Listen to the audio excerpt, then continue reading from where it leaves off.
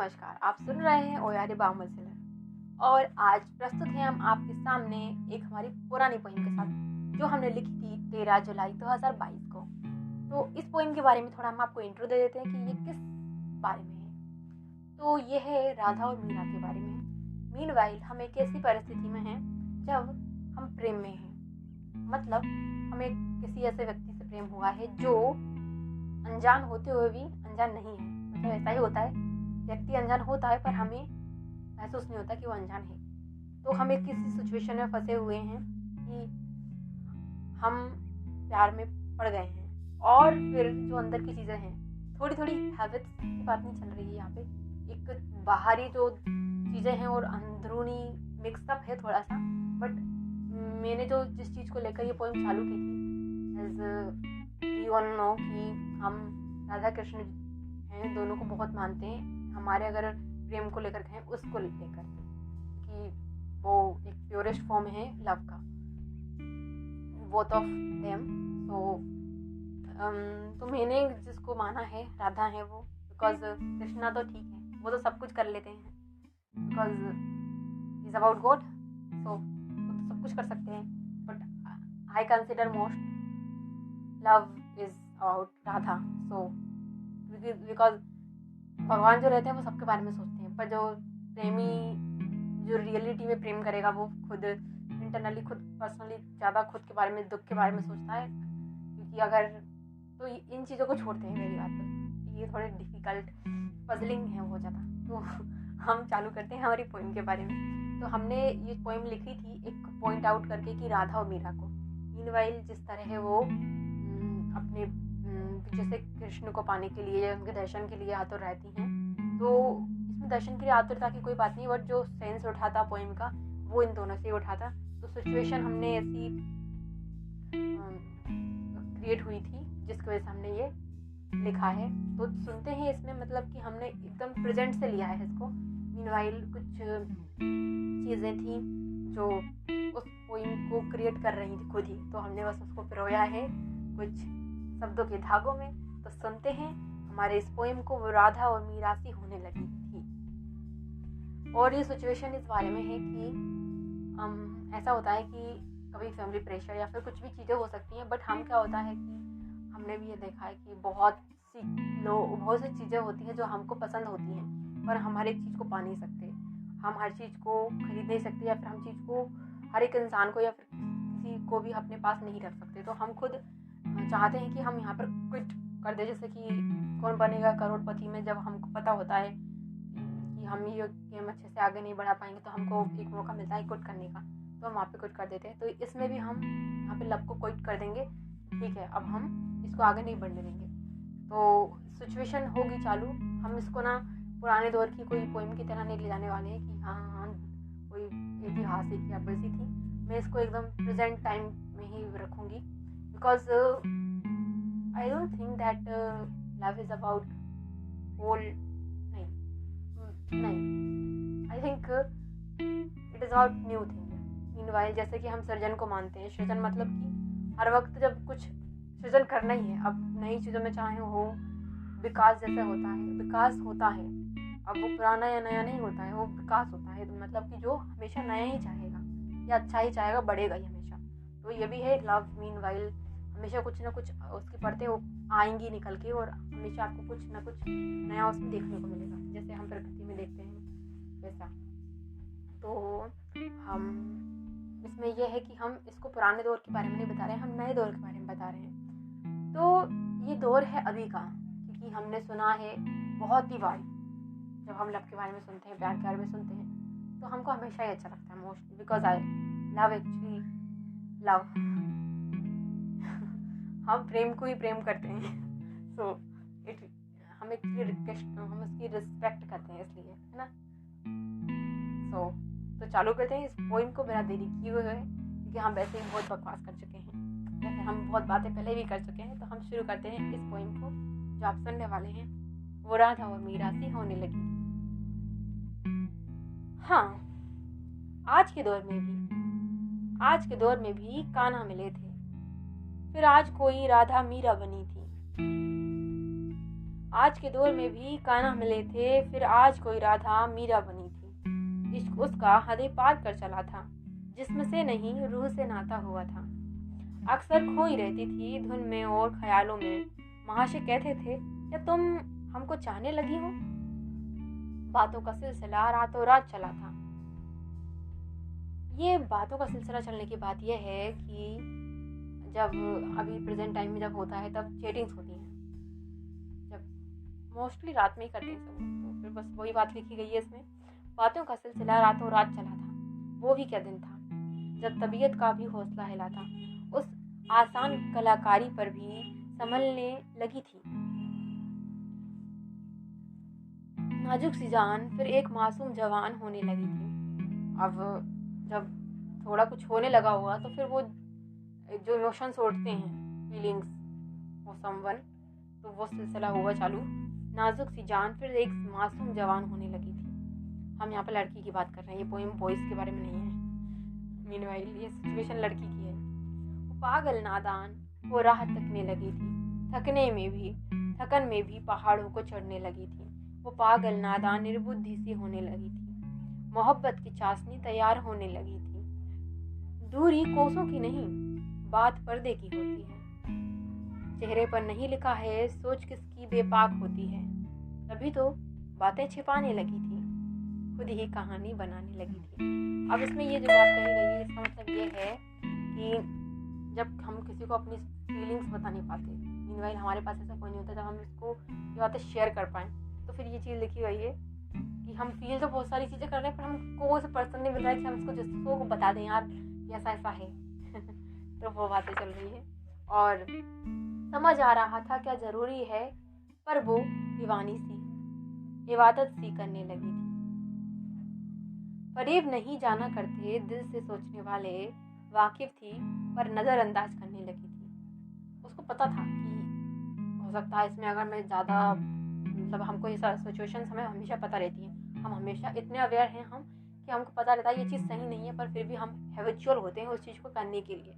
तो ऐसा होता है कभी कभी हम टेंशन में होते हैं, हमको पता होता है कि हमको ये टेंशन ज़्यादा नहीं करनी चाहिए, पर फिर भी हम टेंशन नहीं करते हैं। और कभी कभार तो ऐसा होता है कि हम ज़्यादा टेंशन में होते हैं, फिर भी हम क्या सैड सॉन्ग्स ही सुनते हैं। ना कि हमें करना ये चाहिए कि हम पॉजिटिव थिंग्स सुने या फिर हमको कुछ मूड जो चेंज कर सके, डायरेक्शन चेंज करना चाहिए, पर हम क्या करते हैं सैड सॉन्ग सुनेंगे, सैड भी होएंगे, रोएंगे भी, ये सब चीज़ें एक साथ करते हैं, तो मिक्सअप हो जाता है उसी चीज़ का। पर हमें जाना चाहिए अपोजिट साइड।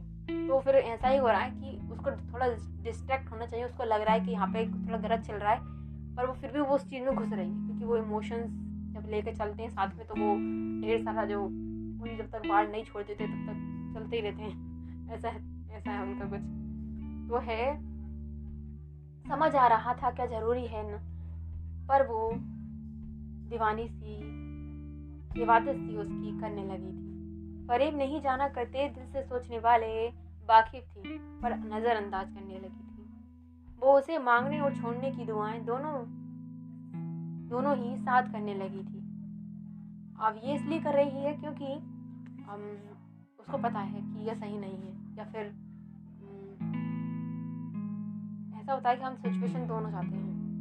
हम चाहते हैं कि हम एग्ज़ाम में पास भी हो जाएं और हमें ज़्यादा पढ़ना भी ना पड़े। सेम सिचुएशन है कि वो चाहती है कि मैं चाहती भी हूँ कि ये बना रहे जो मैं सिचुएशन में जिस इमोशंस के साथ जुड़ी हुई हूँ वो बना भी रहे, पर मैं इससे छूटना चाहती हूँ। मैं थक गई हूँ इन इमोशंस को झेलते झेलते।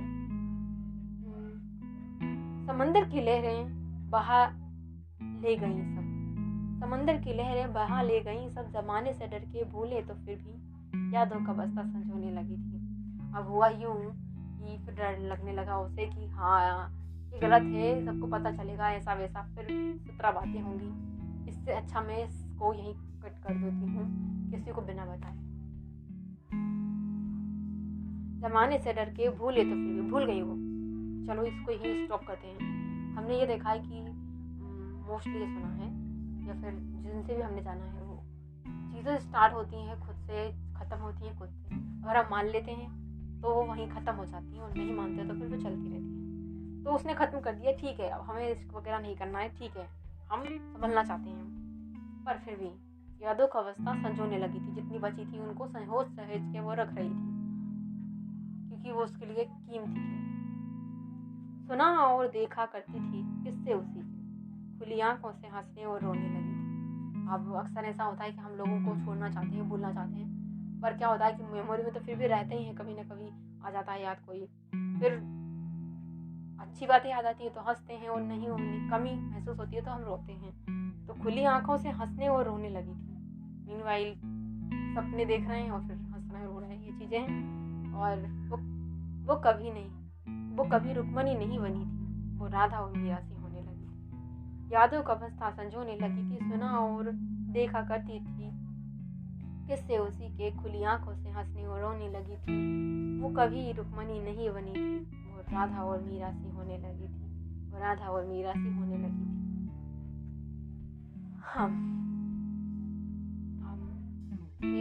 जब मैं ऐसी चीज़ें लिखती हूँ ना, तो मैं थोड़ा इमोशनल हो जाती हूँ और मेरा मन करता है कि मैं इनको कभी ना पढूं। और मैंने इतने दिनों बाद पढ़ी है इसको, पूरा 1 साल जब हो गया पूरा, वो जब लिखी होगी तब तो मैं इसको पढ़ ही नहीं पा रही होंगी दोबारा। मैं मोस्टली ऐसा करती हूँ जब मैं इमोशनली बहुत सारी चीज़ें लिखती हूँ ना, तो मैं उनको कभी नहीं पढ़ती हूँ। मेरे इमोशंस में बहुत ही ऐसा इमोशनल हो जाती है कभी कभी, तो मैं वो इमोशन वाली चीज़ें पढ़ती नहीं हूँ, छोड़ देती हूँ फिर रखी रखाई वैसे की वैसी। और मुझे फिर उनमें चेंज करना तो बिल्कुल ही पसंद नहीं है, क्योंकि इमोशंस की बात ये होती है कि वो इमोशंस होते हैं, पर्टिकुलर एक टाइम पे क्या रिएक्शन किया गया है आप उसको बदल नहीं सकते, वो बदलना नहीं चाहिए। क्योंकि जैसे हिस्ट्री है, जब हमें पता है कि ये हुआ था, या फिर हमको कभी क्लियरली कुछ पता नहीं होता है, हम हमेशा लगभग पे डिपेंड होते हैं कि हाँ ऐसा हो सकता है, उन्होंने ऐसा किया हो। तो इतिहास में हम कभी भी पूरा फुली बिलीव नहीं कर सकते हैं, पर जब हमें पता है पहले से, मानो कि आपको किसी सिचुएशन की, एक्सीडेंट की वीडियो रिकॉर्डिंग मिला है और आपने वो 50 बार देखा है, और फिर आपको पता है कि क्या क्या हुआ था और अब वो बहुत दर्दनाक था, तो आप उसे सोचने से मना कर सकते हो, पर आपको ये पता है कि हाँ ऐसा हुआ था, तो फिर आपसे झुटला नहीं सकते। तो बस वही है कि मैं उसे झुटला नहीं सकती, इसलिए पर मैं उसे पढ़ना नहीं चाहती, तो मैं पढ़ती नहीं हूँ फिर उसे कभी भी। और पढ़ती हूँ जब सडनली कभी वो ध्यान में आता है, या फिर कभी वो मुझे ज़रूरत पड़ती है उसकी, बट मैं ऐसे कभी भी नहीं करती हूँ। It is about pen pen pen लिखने वाला पेन नहीं, इट इज़ दर्द वाला पेन। और वैसे ना मैं आपको एक बात बहुत बताने वाली हूँ, ज़रूरी मैं बिल्कुल इसकी हैबिचुअल बिल्कुल भी नहीं हूँ। एक्चुअली मैं आलसी बहुत ज़्यादा हूँ, बहुत वाली, और लिखने में मुझे हमेशा आलस आता है। मतलब ऐसा वाला आलस नहीं, पोइट्री लिखने के वाला आलस नहीं, जब अपन को कुछ मैं बहुत ही कम वो हूँ रेगुलर। मीनवाइल कि कुछ चीज़ों को करने के लिए आप रेगुलर होना, कंटिन्यूसली कंसिस्टेंसी के साथ उसे करना, मैं उसमें बहुत रेगुलर हूँ। मैं बिल्कुल भी डिसिप्लिन वाली नहीं हूँ उसमें। तो मैं ये कहना चाहती हूँ, मैंने ये बहुत बार नोटिस किया है, जिनसे भी किया है और जिन्होंने भी मुझे बताया है। मीनवाइल जो मेरे सामने है उन्होंने नहीं मुझे बताया है, चीज़ों को सिखाया है, मेरे सामने नहीं है कभी भी, और उनसे मैं ज़्यादा सीखी हूँ, मुझे ऐसा लगता है। तो फिर मतलब जो अलग चीज़ें हैं मेरे लिए, वो वाली चीज़ें फिर मतलब सामने भी सीखते हैं। और फिर ये है कि राइटिंग इज प्रेशियस, और आपके इमोशंस को कंट्रोल करने के लिए writing is a best thing. Meanwhile if you are depressed, so write, please depressedness. Meanwhile आप कुछ लिखो ताकि आप अंदर से उसे एक्सप्रेस कर सको, ताकि वो बाहर निकले और आप फ्री हो जाओ। और आपकी health is very important because of this. Health ही ऐसा, मतलब हेल्थ एक पेड़ है, पूरा पेड़।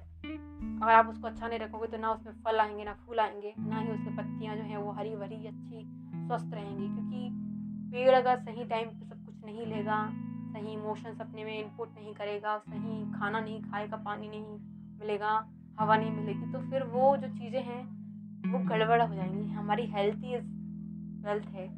तो बस ऐसा ही है कि हमें इमोशंस को ऐसे कंट्रोल करना है, पर इमोशंस इतने हमें इतने हैबिचुअल आते हैं इमोशंस के अंडर, वो हमें अंडरटेक कर लेते हैं बिल्कुल। तो बस यही है इमोशंस कंट्रोल करने वाली बात। बट ये बात बहुत ज़्यादा इम्पोर्टेंट है कि writing is very important for controlling our emotions. मैंने ये चीज़ सीखी है, पर मैं इसको अप्लाई बहुत कम करती, पर मैं ट्राई करूँगी कि मैं इसे अप्लाई करूँ। मैं करती हूँ कई दफ़ा, पर मैं इसको माइंड में करती हूँ और फिर बस सब पानी में बहा देती हूँ। मैं पर इसको करूँगी ज़रूर। बट मैं आपको एक सलाह दूँगी कि इसको आप ज़रूर अप्लाई करके देखिएगा। जब भी कुछ एंग्री वाली चीज़ हो, चाहे सैडनेस वाली चीज़ हो, आप उसे ज़रूर नोट डाउन करें, उस चीज़ को नहीं, और उसको किसी तरीके से ऐसे नोट डाउन करें। अगर आप लोगों को नहीं बताना चाहते तो आप नोट डाउन करें, पर because this is the best thing that can reduce your depression. और आपको ये पोएम कैसे लगी थी आप मुझे बता सकते हैं। और कल हम मिलते हैं एक न्यू पॉडकास्ट पोएम के साथ में। तब तक के लिए बने रहिए, मस्ती से रहिए। Thanks for listening if you are listening me. और आप सुन रहे थे ओ यारी बायो मसला। Tata bye bye.